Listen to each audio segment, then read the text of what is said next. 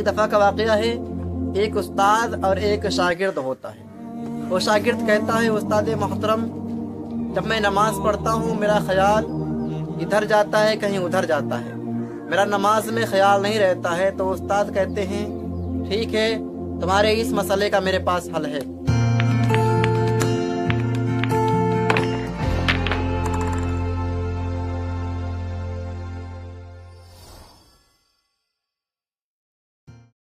अल्लाहु रब्बु मुहम्मदिन सल्लल्लाहु अलैहि वसल्लम नहनु इबादु मुहम्मदिन सल्लल्लाहु अलैहि वसल्लम वला दबिही व सुहबिही अब्द दुहरी व कररमा सल्लु अलल हबीब सल्लल्लाहु तआला अलैहि वसल्लम। हज़रत मोहतरम, आज आपके सामने मैं एक ऐसा मसला लेकर पेश हुआ हूँ जिसको जान लेना आपके लिए निहायत ही ज़रूरी है, क्योंकि ये रमज़ान का महीना चालू है और हमारे मुआशरे में देखा जाता है कि कुछ लोग ऐसे होते हैं जो कि नमाज इशा पढ़ने जाते हैं, और जब नमाज इशा पढ़ने जाते हैं देखते हैं कि तरावी शुरू हो चुकी है, तो लोग वज़ू को बनाकर और बनाने के बाद बगैर इशा की नमाज को पढ़े हुए डायरेक्ट तरावी में ऐड हो जाते हैं। तो क्या ऐसा करना दुरुस्त है?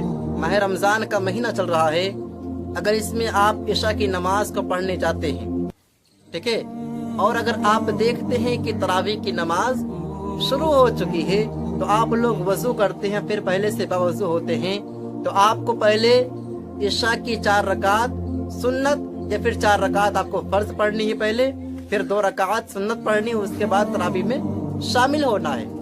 अब आपको तरावी पढ़ना है, उसके बाद वितर जो है वितर आपको तनहा पढ़ना पड़ेगा।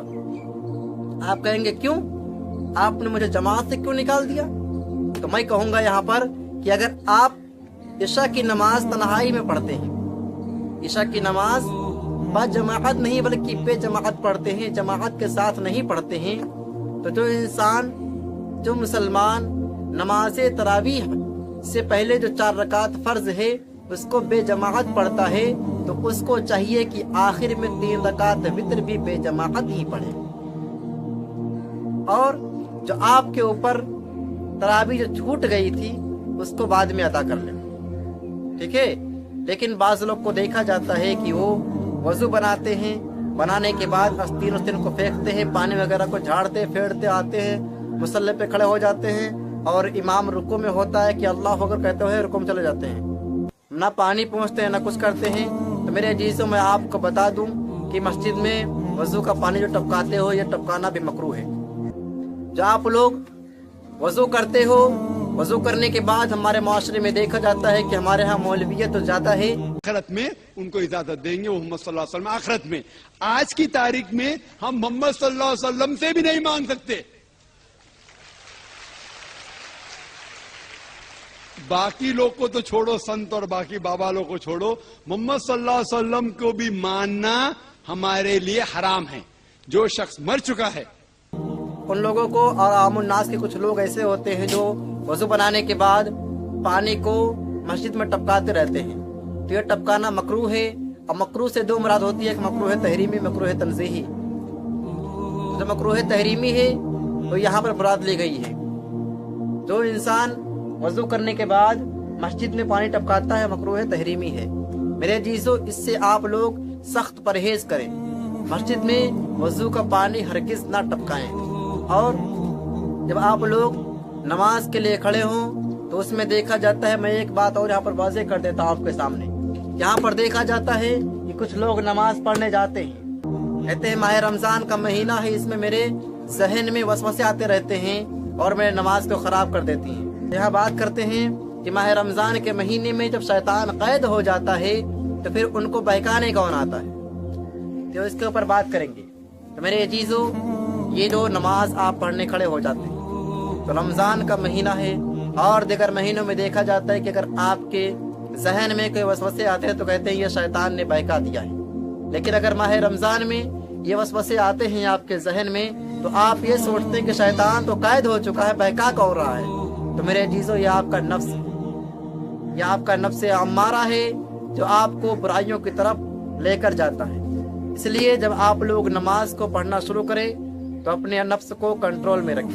अब मैं आपको कुछ चीज़ें ऐसी बता दूं جس کو نماز کے ٹائم اگر آپ آزمائیں گے تو انشاءاللہ آپ کے ذہن میں وسوسے نہیں آئیں گے۔ ایک ہے ہمارے پاس عقلی دلیل جو آپ کو سمجھنے کے لیے بہت آسانی رہے گی۔ دیکھیں ایک دفعہ کا واقعہ ہے، ایک استاد اور ایک شاگرد ہوتا ہے۔ وہ شاگرد کہتا ہے استاد محترم جب میں نماز پڑھتا ہوں میرا خیال ادھر جاتا ہے کہیں ادھر جاتا ہے، میرا نماز میں خیال نہیں رہتا ہے۔ تو استاد کہتے ہیں ٹھیک ہے تمہارے اس مسئلے کا میرے پاس حل ہے۔ کہتے ہیں جاؤ ایک لوٹیا لے کر آؤ اور اس لوٹیا میں فل دودھ بھر کے لے کے آؤ۔ اب وہ شاگرد جاتا ہے لوٹیا لے کر آتا ہے اور لوٹیا میں فل دودھ لے کر آتا ہے اور لانے کے بعد کھڑا ہو جاتا ہے۔ تو استاد محترم کہتے ہیں کہ جاؤ ہمارے اس مدرسے کا ایک چکر لگا کے آؤ۔ کہتے ہیں جاؤ ہمارے اس مدرسے کا ایک چکر لگا کے آؤ اور میں تمہارے پیچھے پیچھے رہوں گا اس تھڑی کو لے کے، اگرچہ ایک بوند بھی نیچے گر جاتا ہے، کہتے ہیں اگر ایک بوند بھی زمین پر دودھ گر گیا، ایک قطرہ بھی گر جاتا ہے تو تمہارا جو تشریف ہے اس کو میں لال کر دوں گا۔ اب وہ شاگرد لوٹیا کو دیکھتے ہوئے ہاتھ میں پکڑے ہوئے مدرسے کے چاروں اور چکر لگاتا ہے، آ کر کے استاد محترم کے پاس کھڑا ہو جاتا ہے۔ استاد محترم پوچھتے ہیں شاگرد کیا ہوا، کیا دودھ کا ایک قطرہ بھی گرا؟ تو شاگرد کہتا ہے نہیں گرا۔ تو استاد محترم کہتے ہیں کیسے نہیں گرا؟ تو شاگرد کہتا ہے کہ میں نے پوری توجہ اس لوٹیا پہ رکھی تھی، اگر میں اس لوٹیا پہ توجہ نہیں رکھتا تو ہی جو میں نے لوٹیا میں دودھ لیے ہیں یہ تقریباً 1 پاؤ ختم ہو جاتا، اگر سے 1 لیٹر ہے تو، کیونکہ یہ چھلک جاتا گر جاتا۔ لیکن مجھے آپ کے اس چھڑی کا خوف تھا، آپ کے اس چھڑی کا مجھے میرے دل میں خوف تھا، اس لیے میں نے لوٹیا سے 1 قطرے بھی دودھ کو نہیں گرنے دیا۔ تو میرے عزیزو جب ایک استاد کا اتنا خوف ہوتا ہے کہ ایک لوٹیا میں سے 1 قطرہ بھی دودھ کا نہیں گرتا ہے تو کیا آپ کے دل میں رب کا خوف نہیں ہے؟ اگرچہ آپ کے دل میں رب کا خوف ہے تو آپ کا ذہن کہیں نہیں جائے گا۔ یہ مثال تھا میرا آپ کو سمجھانے کے لیے، لیکن اگر آپ کے دل میں اللہ کا خوف ہے تو آپ کا ذہن نماز سے کہیں نہیں جائے گا۔ لیکن اگر آپ کے دل میں رب کا خوف نہیں بلکہ دنیا کی محبت ہے، جس کے بارے میں رب فرماتا ہے وَمَا الْحَيَاةُ الدُّنْيَا إِلَّا مَتَاعُ الْغُرُورِ، تو اگر آپ کے دل میں اسی دنیا کی محبت ہے تو آپ کا ذہن ادھر ادھر ضرور بھٹکے گا۔ لیکن اگر آپ کے دل میں رب کی محبت ہے، رب کی چاہت ہے، نماز سے محبت ہے، آپ چاہتے ہیں کہ نماز میں پڑھتا ہوں رب کا دیدار کرتا ہوں، تو انشاءاللہ آپ کا ذہن کہیں نہیں بھٹکے گا۔ آپ یہ سوچیں کہ جو میں نماز ادا کر رہا ہوں یہ نماز شاید میری زندگی میں آخری نماز ہو، جو میں یہ نماز فجر یا ظہر یا عصر یا مغرب یا عشاء یا تراویح یا کوئی بھی نماز ادا کر رہے ہو تو یہ سوچو کہ معلوم نہیں یہ نماز میری زندگی کا آخری نماز ہو، اس کے بعد میرے اوپر نماز پڑھ دی جائے گی۔ میرے چیزوں یہ خیال آپ نے دل میں رکھیں، اگر یہ خیال آپ کے دل میں رہے گا تو انشاءاللہ آپ کی نماز خراب نہیں ہوگی۔